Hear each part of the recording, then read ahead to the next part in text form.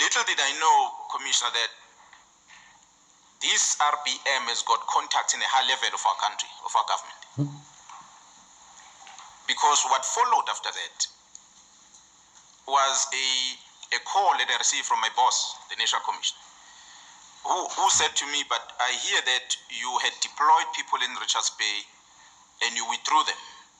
I said, yes, I deployed them there for a mission. They didn't achieve the mission. A year later, I brought them back and they are still carrying those investigations, but from my office. Then he said, no, I received a complaint from the presidency.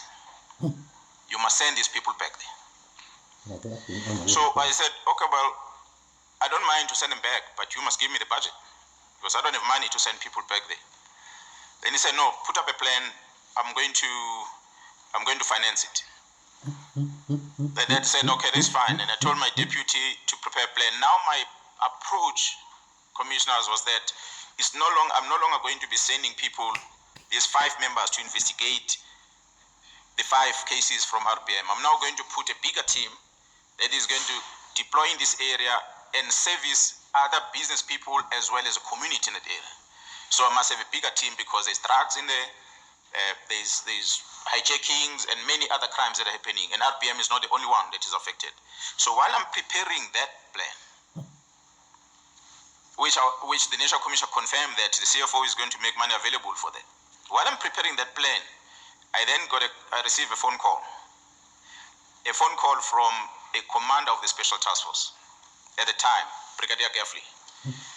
I had said earlier I worked in the task force, so task force members and myself, we communicate. Most of them have got my numbers, so they call me anytime. Brigadier Gaffley calls me, and he is at RPM. And he says to me, Gerald, I'm here deployed at RPM. So when I ask him, what do you mean you deployed at RPM? RPM as the company mine? And he said, yes. So I asked him, but who's there? He said, no, it's myself and the NIU. Task Force and NIU are the fighting squad of the police. They are not investigators. They are the ones that do the dirty work. If we have to arrest someone, if to penetrate houses, they do that. They don't go and present cases in court. It's not their job.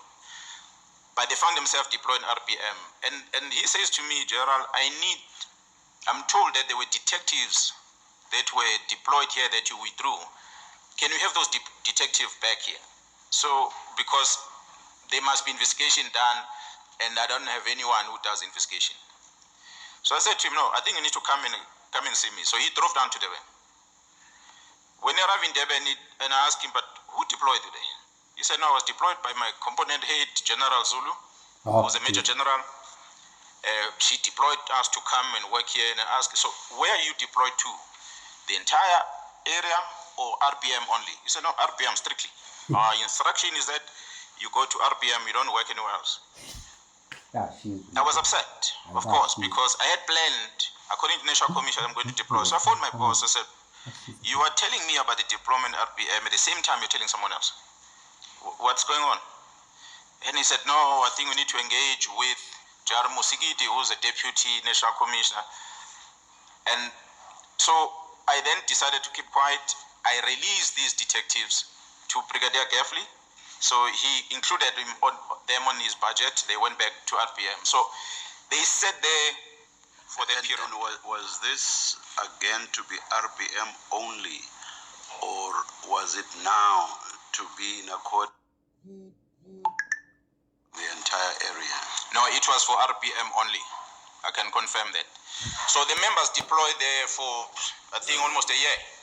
So RPM had the privilege of getting a SAPS deployment to service only them, which was funded at the national office. I'm sure the management of the police will come and explain as to what informed that and the cost that was spent on it, which was against my proposal. So they were there for RPM and nobody else but RPM. You said this was a good few years back. Who was the national commissioner then? The current national commissioner, Jared Masimula, was the boss.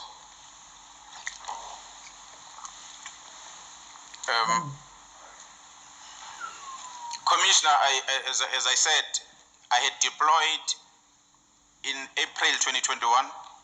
They stay there for the whole financial year.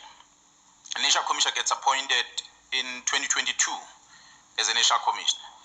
When I'm getting this, when this deployment happens, he is now a national commissioner at the time. So this team had worked there. So they were, however, they were rotating in that place, but they were not talking to the district commissioner. They were not talking to me. So I had no clue what they were doing. The district commissioner had no clue what they were doing because we are divided into 11 districts. So I had someone who's managing the district. When this incident of the prison happened, the regional commissioner of correctional services woke me up with a phone call at night, and his question was, colleague, we are in the same security cluster. We are arresting one of my senior managers and you don't even inform me. That courtesy, not that it's a must. So I was surprised. I said, but what are you talking about? I don't know any senior manager being arrested. He said, no, but the acting head of the facility at Mpangeni has been arrested.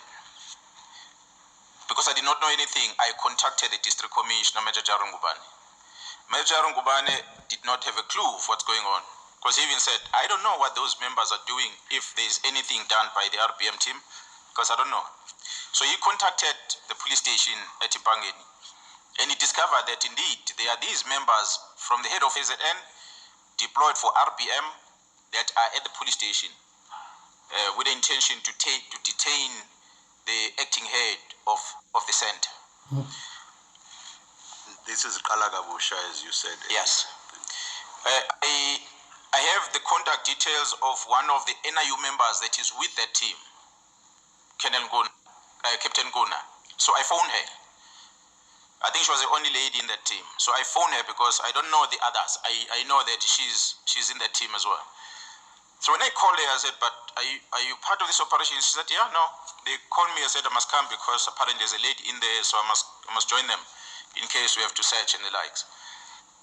So I asked her what was happening. She said, I can't explain. I don't even know where the background of this operation, but the commander is Colonel Matthias. You can explain.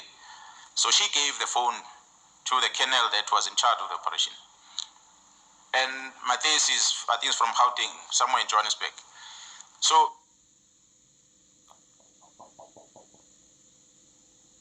the information about the drugs at this house inside the facility. So the correctional center has got one main gate with the fence, is a compound.